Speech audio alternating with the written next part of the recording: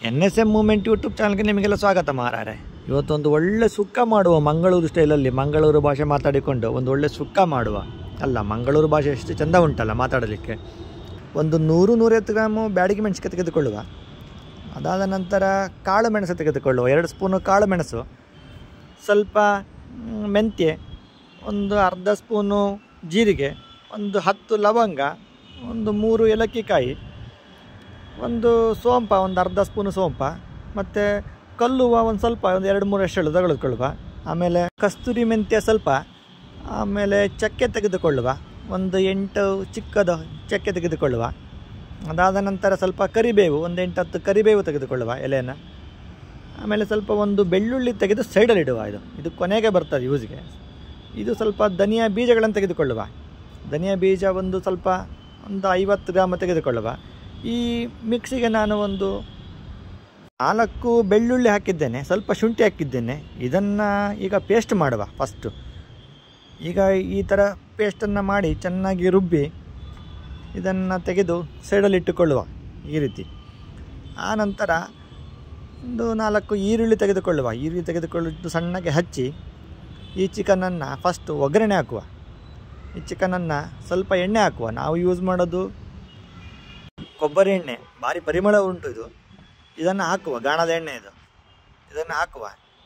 ಇವಾಗ ಸ್ವಲ್ಪ ಕರಿಬೇವನ್ನು ಹಾಕುವ, ಚಟಪಟ ಚಟಪಟ ಎಲ್ಲ ಸೌಂಡೆಲ್ಲ ಬರಲಿ.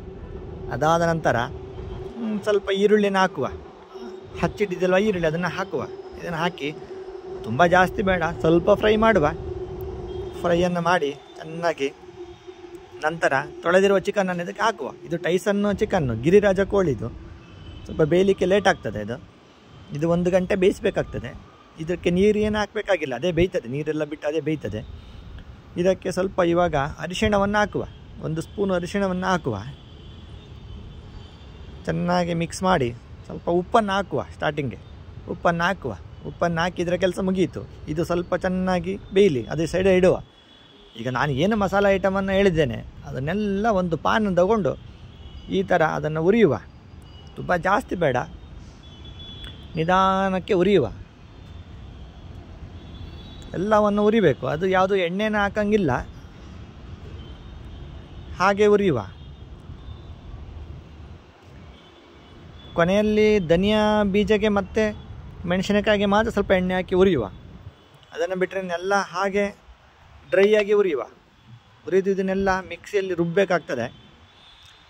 ಈ ಗಿರಿರಾಜ ಕೋಳಿ ಉಂಟಲ್ಲ, ಅದು ಭಾರಿ ಚೆನ್ನಾಗಿರ್ತದೆ. ಅದು 4 kg ಮೇಲೆ ಬರ್ತದೆ ಕೋಳಿ.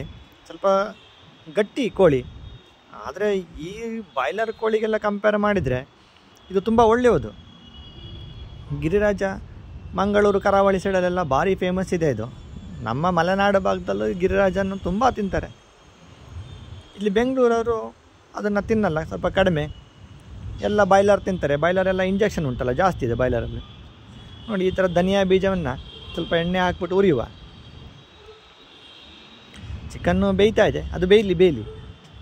ಅದು ಸ್ವಲ್ಪ ತಿರುಗಿಸಿದೆ, ಅದು ನೀರೆಲ್ಲ ಅದೇ ಬಿಟ್ಟಿದೆ. ಈಗ ಮೆಣಸಿನಕಾಯಿನ ಸ್ವಲ್ಪ ಉರಿಯುವ. ಚೆನ್ನಾಗಿ ಮೆಣಸಿನಕಾಯಿನ ಚೆನ್ನಾಗಿ ಹುರಿದು ಇದನ್ನೆಲ್ಲ ಇವಾಗ ಪೌಡ್ರ್ ಮಾಡಬೇಕಾಗ್ತದೆ. ಪೌಡ್ರು ಯಾವ ಥರ ಅಂತಂದರೆ ಸ್ವಲ್ಪ ದಪ್ಪ ಇರಬೇಕಾಗ್ತದೆ ಪೌಡ್ರು. ತುಂಬ ಸಣ್ಣ ಮಾಡಬಾರ್ದು, ಚೆನ್ನಾಗಿರಲ್ಲ. ಸ್ವಲ್ಪ ದಪ್ಪ ಪೌಡ್ರ್ ಮಾಡುವ. ಇದನ್ನೆಲ್ಲ ಹಾಕಿ ಮಿಕ್ಸಿಗೆ ಹಾಕಿ ಪೌಡ್ರ್ ಮಾಡಿ, ಈಗ ಒಂದು ಬೆಳ್ಳುಳ್ಳಿ ಉಂಟಲ್ಲ ಸೈಡಲ್ಲಿ ಇಟ್ಟಿದ್ದಲ್ಲ, ಅದನ್ನು ಇದಕ್ಕೆ ಮಿಕ್ಸ್ ಮಾಡಿ ಪೌಡ್ರ್ ಮಾಡಬೇಕು. ಈ ಥರ ಪೌಡ್ರ್ ಇದು ರೆಡಿ ಆಯಿತು. ಇವಾಗ ಇದೇ ಮೇಯ್ನ್ ಮಸಾಲ ಇದಕ್ಕೆ.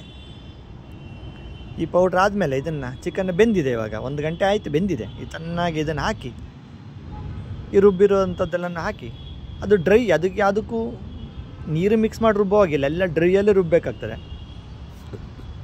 ಉಡಿ ಬರಬೇಕಲ್ಲ ಅದು. ಈ ಥರ ಎಲ್ಲ ರುಬ್ಬಿದ ಮೇಲೆ ಸ್ವಲ್ಪ ನೀರು ಸಾಕಾಗಿಲ್ಲ ಅಂದರೆ ಸ್ವಲ್ಪ ನೀರು ಹಾಕಬಹುದು. ಒಂದು ಸ್ವಲ್ಪ ಗ್ರೇವಿ ಟೈಪ್ ಇರಬೇಕಾಗ್ತದೆ. ಕೊನೆಯಲ್ಲಿ ಇದಕ್ಕೆ ಫೈನಲಾಗಿ ಇನ್ನೊಂದು ಐಟಮ್ ಹಾಕ್ಲಿಕ್ಕಿದೆ. ಅದು ಕೊನೆಗೆ ಏನಪ್ಪ ಅಂತಂದರೆ, ಈ ಥರ ಎಲ್ಲ ರೆಡಿ ಆದಮೇಲೆ ತೆಂಗಿನ ತುರಿನ ಹಾಕಬೇಕಾಗ್ತದೆ ನಾವು ಕೊನೆಗೆ. ನೋಡಿ, ಇವಾಗ ಎಲ್ಲ ಪೂರ ರೆಡಿಯಾಗಿದೆ. ಈಗ ಕೊನೆಗೆ ಒಂದು ತೆಂಗಿನಕಾಯಿ ಹೋಳನ್ನು ತೆಗೆದುಕೊಳ್ಳುವ, ಒಂದು ಅರ್ಧ ತೆಗೆದುಕೊಂಡು ಚೆನ್ನಾಗಿ ತುರಿದು ಅದನ್ನು ಸ್ವಲ್ಪ ಬಿಸಿ ಮಾಡುವ. ಯಾಕೆಂದರೆ ತೆಂಗಿನಕಾಯಿ ವಾಸನೆ ಉಂಟಲ್ಲ, ಅದು ವಾಸನೆ ಹೋಗಬೇಕಾಗ್ತದೆ. ಅದು ಹೋದ ನಂತರ ನಾವು ಸ್ವಲ್ಪ ಅದನ್ನು ಮಿಕ್ಸಿಯಲ್ಲಿ ಹಾಕಿ ಸ್ವಲ್ಪ ಹಾಗೆ ತಿರುಗಿಸಿಕೊಳ್ಳುವ. ಅದು ವಾಸನೆ ಉಂಟಲ್ಲ, ಅದು ವಾಸನೆ ಹೋಗಬೇಕಾಗ್ತದೆ. ಮತ್ತು ನೀರು ಹಾಕಲಿಕ್ಕಿಲ್ಲ ನೋಡಿ, ಈ ಥರ ಡ್ರೈ ಆಗಿರಬೇಕಾಗ್ತದೆ. ಅದಾದ ಮೇಲೆ ಇದನ್ನು ಸುಕ್ಕಾಗಿ ಹಾಕಿ ಚೆನ್ನಾಗಿ ಮಿಕ್ಸ್ ಮಾಡುವ. ಮಿಕ್ಸ್ ಮಾಡಿ ಒಂದು 10 ನಿಮಿಷ ಬಿಡಬೇಕಾಗ್ತದೆ. ಮತ್ತು ಬಿಟ್ಟ ನಂತರ ಈ ಕೊತ್ತಂಬರಿ ಸೊಪ್ಪು ಉಂಟಲ್ಲ, ಅದನ್ನು ಚೆನ್ನಾಗಿ ಹಚ್ಚಿ ಸ್ವಲ್ಪ ಸಾಕು ಅದನ್ನು ಇದಕ್ಕೆ ಹಾಕಬೇಕಾಗ್ತದೆ. ಈ ಥರ ಇದಾದ ನಂತರ ಒಂದು 10 ನಿಮಿಷ ಆದ ಮೇಲೆ ನೋಡಿ ಈ ಥರ ಸುಕ್ಕ ರೆಡಿ ಆಗ್ತದೆ ತಿನ್ನಲಿಕ್ಕೆ. ಈ ಮಳೆಗಾಲದಲ್ಲಿ ಇದು ಭಾರಿ ಫೇಮಸ್ ಉಂಟು.